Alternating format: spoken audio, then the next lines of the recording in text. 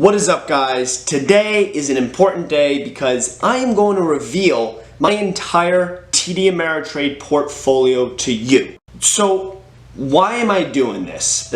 Trust me, this is the last thing I want to do, showing my personal finances to the world, putting it on the internet for everyone to see, is one of the last things I want to do. I honestly felt very uncomfortable making this decision, but at the end of the day, I know that it is the right decision if I want to continue to make these videos and try to teach you guys what I know about the market. And the reason why is because when I look at the people that I watch on YouTube, the people I look up to, the people that I think have the most integrity or transparency and I am learning the most from, it is the people like Andre Zick and Joseph Carlson. Both of them are great people to watch. I'd recommend checking out their channels.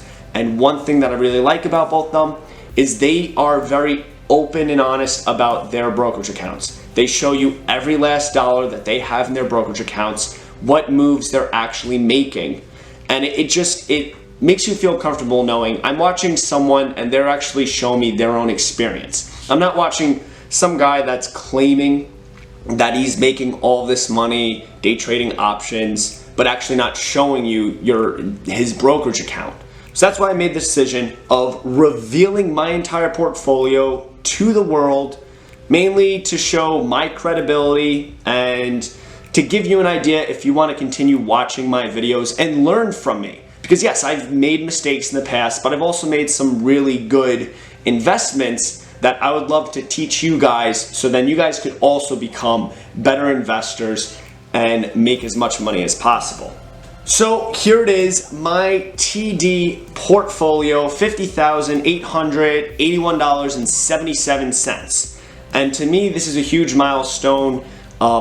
Even though it's relatively still a small amount of money, which I get, but me being 25 years old and currently unemployed because of the coronavirus, I think it's a pretty good start for me. I've been investing for about 3 years now, and my goal is to get to 100,000 as quickly as possible. As Charlie Munger once said, the first 100,000 is a bitch, but you gotta do it. And pretty much what he's saying is getting to that 100,000 mark is hard because it's mostly all of your money that you're saving. Once you reach that $100,000 mark, then if you're making 10% a year, without you doing anything, an extra $10,000 is being added to your account within that first year after 100,000. Before then, when you're only starting off with maybe 1,000 or two, your account may go up $100 or $200 in a year. You don't feel like you're getting much progress, and that's why you gotta push to get that first 100,000 as quickly as possible. So I'm at the halfway mark, and I thought now would be the best time to put this out on YouTube and show you guys where I'm at. Today's a good day. I'm up $600, and let's dive into all of my positions. Now, I don't have a lot of positions, but that's because I like quality over quantity. Andre Zick and Joseph Carlson, they have a lot of positions, and great, nothing wrong with that. They have great strategies and they're making money, and they have a lot more money than I do. But that's being a little bit more conservative, and it's just a different approach. I'm trying to be a little bit more aggressive, and I had another video showing why I only hold on to a small amount of stocks, and you could check that out if you want. But let's dive in, and let's look at the first couple. Right off the bat, yes, I do have Shopify. I was one of the lucky ones that got into Shopify back in 2017. The price was $112. When it went up to 200%, 300%, 400%, I did not sell because I know the company. I continued to stay in the company, and now it's about $900. I'm up 700%. My only regret is I didn't buy more back then. I only bought 3 shares, but you got to start somewhere, and 3 years ago, $300 is really all I could have afforded. I started with $1,000 in the market. Next, I have Nvidia, which is up 141%. Apple, which is up 122%. I bought Apple in 2017, Nvidia in 2018. And then I have Etsy. Etsy is 115%. I actually bought it 6 months ago, before the coronavirus started. And I'll talk a little bit more about that in a second. I have PayPal, which was my first stock that I bought, and it's my biggest position at 45 shares worth of PayPal, and it's up almost 100% today. I have Square, Netflix, Facebook, and Adobe, all with decent returns. And then here's some of the newer stocks that I've bought in the past couple of months. Microsoft, Visa, Intuit, and probably one of my new favorites is SPGI. I think this is going to end up being the best stock in my portfolio, and I'll tell you why in a couple of minutes. All right, so now you know everything that's in my portfolio. Let's talk strategy. Why didn't I invest in these 14 companies, and why am I not going to invest in any others? Well, these 14 companies are really grouped into 3 different sections, and these 3 sections that I like to invest in is the small business industry, the broadcasting industry, and the entertainment industry. These are the 3 industries that I know the best from my personal background. I'm not saying invest in any of these companies or just follow me blindly, but invest in what you know. That's what Warren Buffett does. That's what I like to do, and it has provided me with some good success. So the reason why I invest in those 3 industries is because I went to college for broadcasting.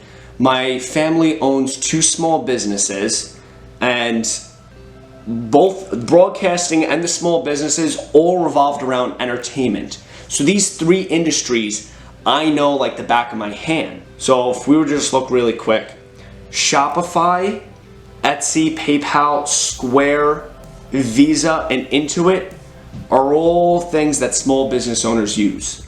Most small business owners have what is called QuickBooks, and that's an accounting software they use, which Intuit owns. A lot of small businesses, I'd say all small business owners, except Visa, so that's why I have Visa. I think it's a great stock. Most small business owners are using PayPal, and if they're not, they're using their competitor Square. And then a lot of these mom and pop shops, or a lot of these artists, which is one of the industries that one of my family's small businesses is in. It's in the art industry. Will either use Shopify or Etsy to sell their products. So I know these companies really well because of that. That's why I'm invested in them. For the broadcasting stocks that I have, or the stocks that are heavily involved in the broadcast industry, include NVIDIA, Apple, Adobe, and Intel. So these 4 companies all complement each other. Apple is pretty much the standard that is used in the broadcasting industry, and these computers either have an Intel chip or maybe an NVIDIA graphics card on them, and they are all using Adobe's programs to make their videos or to make their media. So those 4 companies all complement each other. I don't think they're going away anytime soon, so that's why I'm invested in those 4. And then lastly, for the entertainment, I have Netflix, Facebook, and Microsoft. So I think Microsoft does a great job with the Xbox and all of their computers for playing video games. You have Netflix, which is probably what I spend most of my time doing when I'm not doing something productive. And then Facebook, which is the biggest social media platform in the world. Facebook owns Instagram, WhatsApp, the VR company that I can never remember the name of, Oculus, I think. So Facebook is a massive company that's not going away anytime soon. And then lastly, the one company that really doesn't fit into any of my categories is the SPGI. I just recently found that company, and I wanted to add it to my portfolio, mainly because I didn't want to have 13 stocks. I'd feel like that might be some bad luck. But it pretty much does all the ratings for the bonds market. Now, I may never touch the bonds market, but you guys need to understand, the bonds market is 3 times the size of the stock market. Standard & Poor's Global, which is what it's called, has been going up at 40% a year on average since the 1970s. So I think this is a monster stock to have, and I will continue to hold on to it, and we'll see how it goes. But those are my 14 stocks. You now know everything that's in my TD Ameritrade account. I hope this has shed some light on my credibility. If I'm someone you want to follow, then great. If not, hey, that's fine. I would recommend go checking out Andre or Joseph. Both of them also have great accounts, and you can learn a lot from them as well. But that's all I have for you. If you like this video, give me that like button, subscribe. You can add any comments if you have any questions about any of the investments I have, but I'll continue to crank out more and more videos each week to teach you guys about the stock market so we could all grow financially free together. That's all I have for you today. I'll see you in the next one.